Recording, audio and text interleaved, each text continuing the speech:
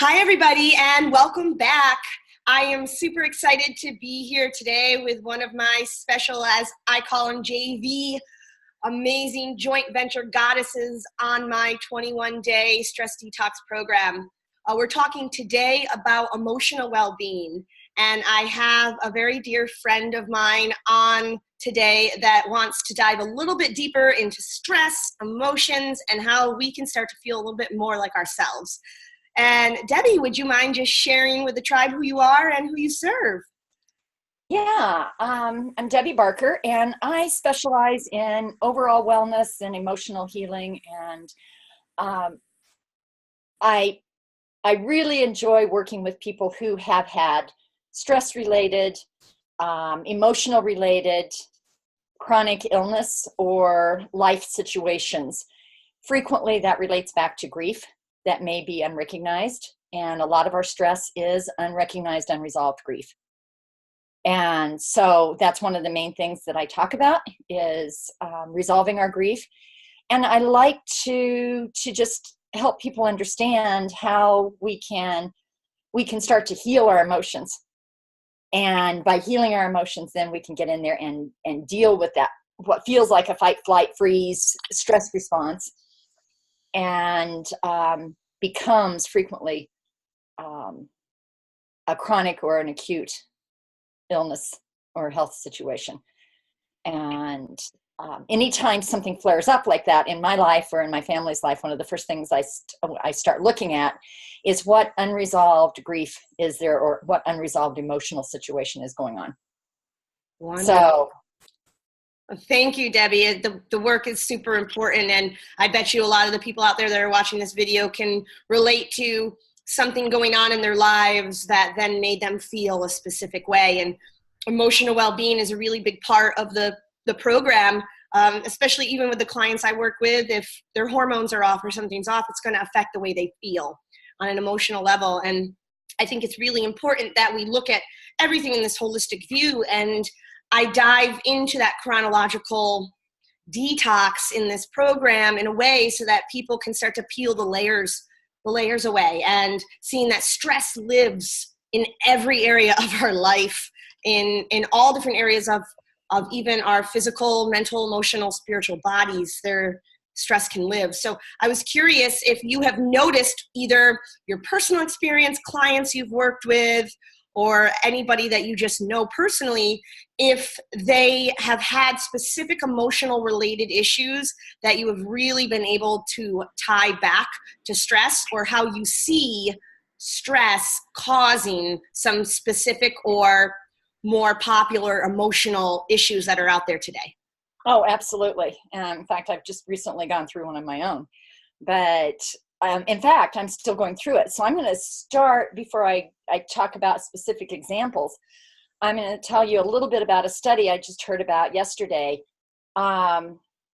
It's women on the battlefield, women in active service. The Armed Services, Walter Reed Hospital, I think, maybe did this study.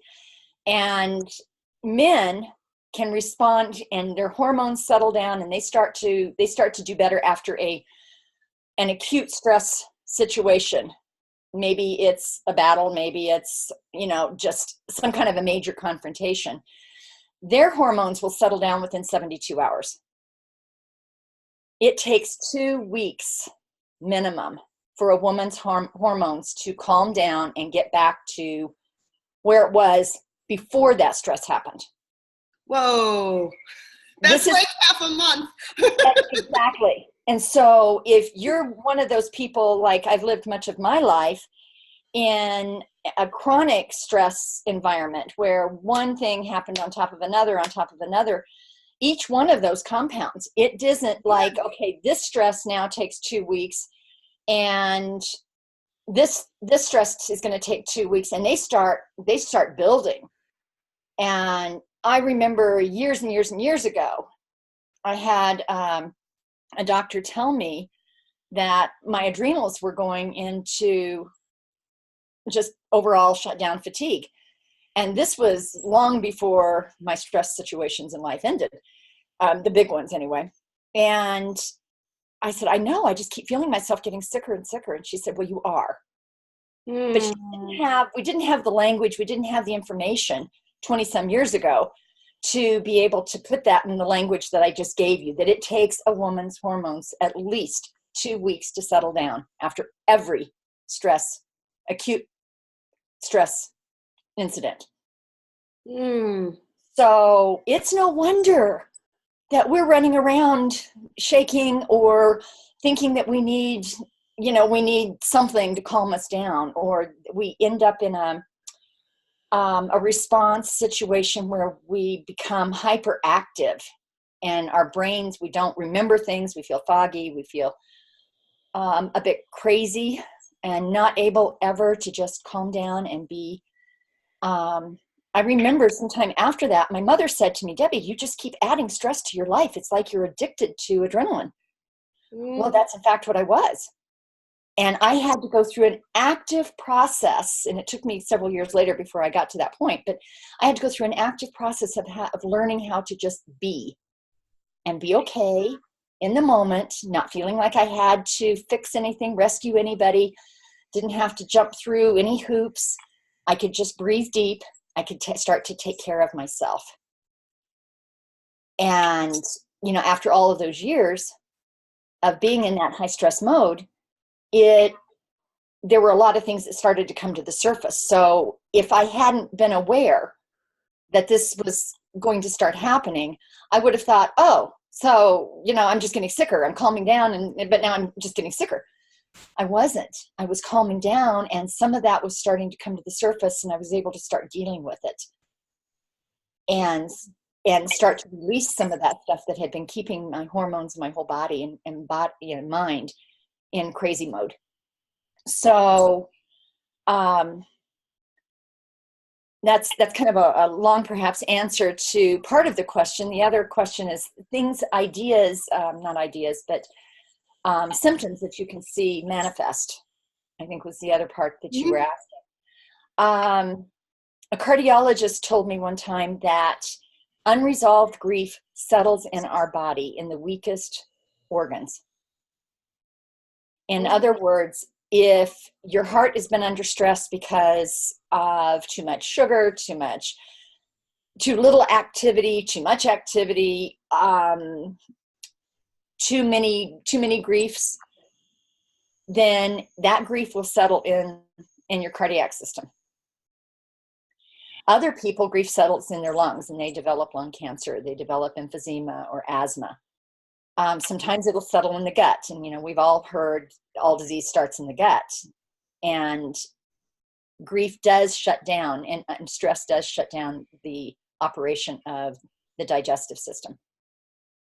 So if the digestive system is shutting down, then our neurotransmitters that send the message to the brain that we're okay aren't going to be getting there. So not only now are we not getting our nutrients, so we're suffering from nutrient deficiency, our digestive system backs up, or we end up, either going constantly or never going, feeling bloated, all kinds of problems go on with that. And so I think probably any of your people who have experienced any ongoing stress probably also have digestive issues. Yeah. And I love that you bring that point up of the neurotransmitters, because most people don't realize that our serotonin and things live in our gut. They've been taught, we thought for so long it was in our brain, but our gut and our brain, they talk to each other, and everything is in the gut. And stress, weakens the immune system, it weakens those neurotransmitters. And I found in my personal practice with a lot of my clients that anxiety and depression are two things that tend to manifest for a lot of them, or some of them call it overwhelm. I'm just overwhelmed or frustrated all the time. Have you seen a lot of that in your practice? I'm assuming yes. Oh, yeah. Yeah, it's amazing. There's hardly a day goes by that somebody doesn't tell me how overwhelmed they feel. And, at that point, then whether they're a client or just somebody I'm chatting with, I always say, okay, let's back up, take a deep breath and think about what kinds of things that have gone on in recent, I always start at the most recent and work our way back, but what's happened recently that might have triggered that sense of overwhelm. Yeah. And then little by little, if they're a client and I'm really working more in depth, then we work backwards and we get back to where that emotion, that trigger point first occurred in their life, and where they first had that thought of, I can't function. I can't do this. Life is too much. When did you first feel that?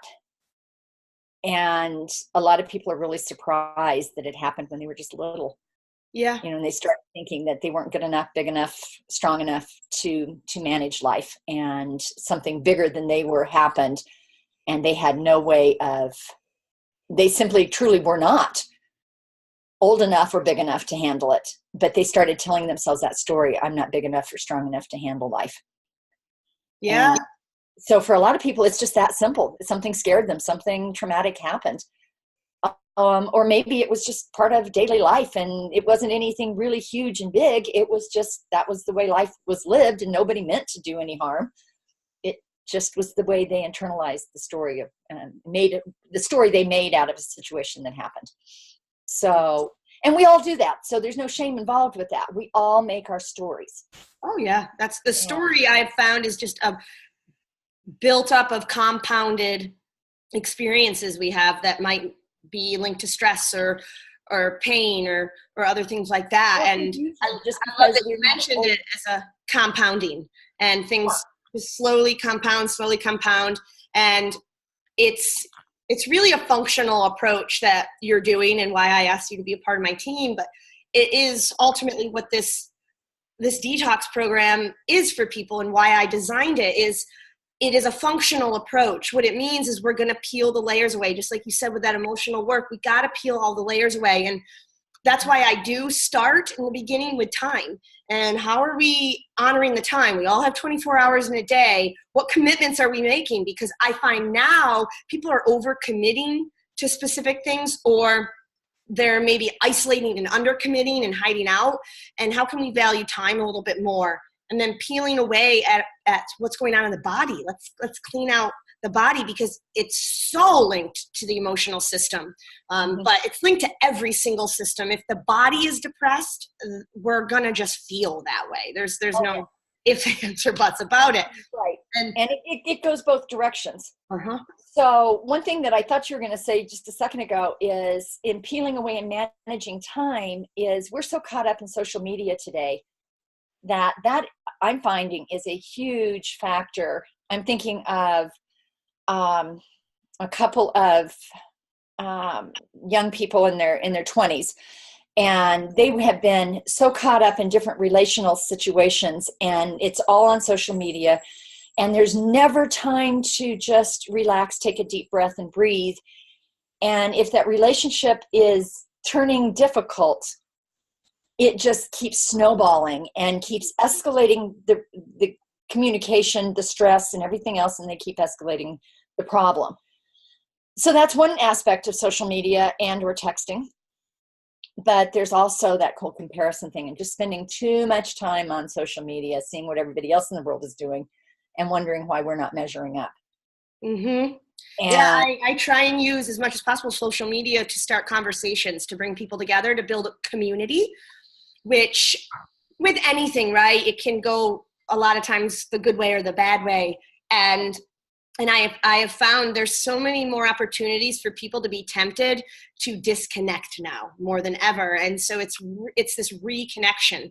And with the detox program, that's what I'm trying to help people to achieve in an easy, effective way, is we got to clean out first so that we can find the ways where we need to reconnect. We're so disconnected. It's almost like we're shielded everywhere in our lives, our bodies, our minds, our emotions, our soul. We got to peel away in a safe container those shields so that we can then fill it. We can fill it back in with things that will serve us, with that reconnection. And ultimately, that's why the emotional and the spiritual work are at the end of this program. That's why let's work on the scheduling, your time, your body, a lot of mindset work, and then let's dive into the deep stuff that really there isn't no blueprint out there. It's not like IKEA furniture where there's there's instructions on how to become emotionally or spiritually well.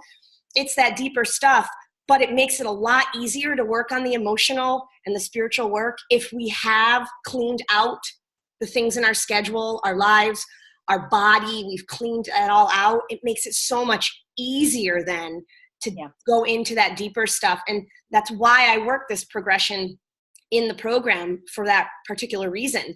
And the emotional and spiritual are more at the end when people have started to dive a little bit deeper.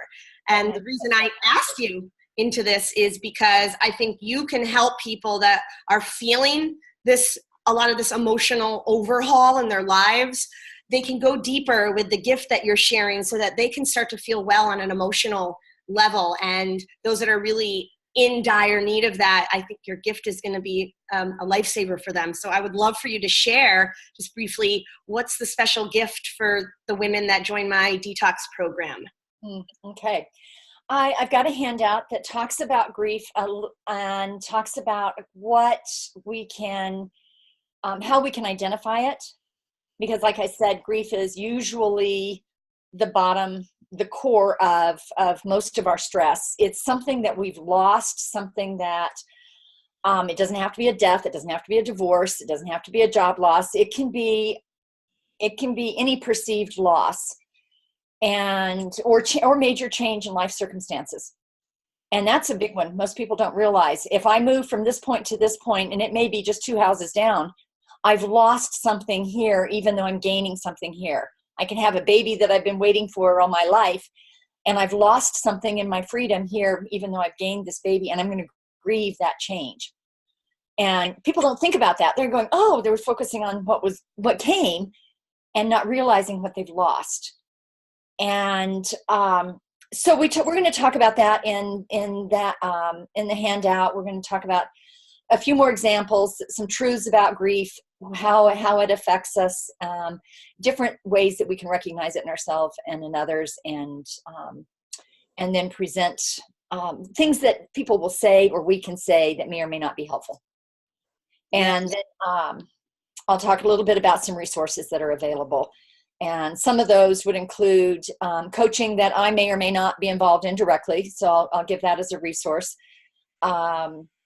And also some coaching that I do, some essential oils work that I do that is extremely powerful in healing emotions, because all of our grief, all of our emotions settle in every cell of our body and actually begin to affect the DNA. And there's some powerful, powerful work that we can do to change the DNA and therefore change the overall wellness of our being. So I'll share some of those resources as well.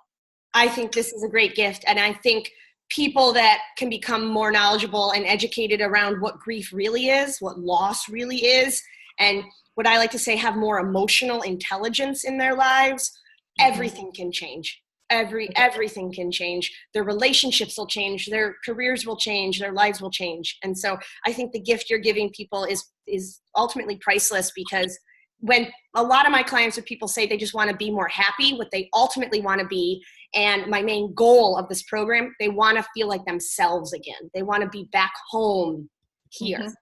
And I've had that experience, Tracy, where I've just felt like at different stages of my own healing, where I felt like I was just waking up to the world again, waking up to myself and starting to come alive, like there was a weight or a shroud that was being removed. And it is a little bit like peeling an onion off. Because there are layers of that shroud, and I'll go through a period of time where it's there, and then it's like, okay, I've gotten to another level of healing, and that shroud comes off again. Well, it was a different one. And so I think it's powerful that we talk about this, because we're so used to feeling this way that we don't even recognize it as not normal. Until it's gone.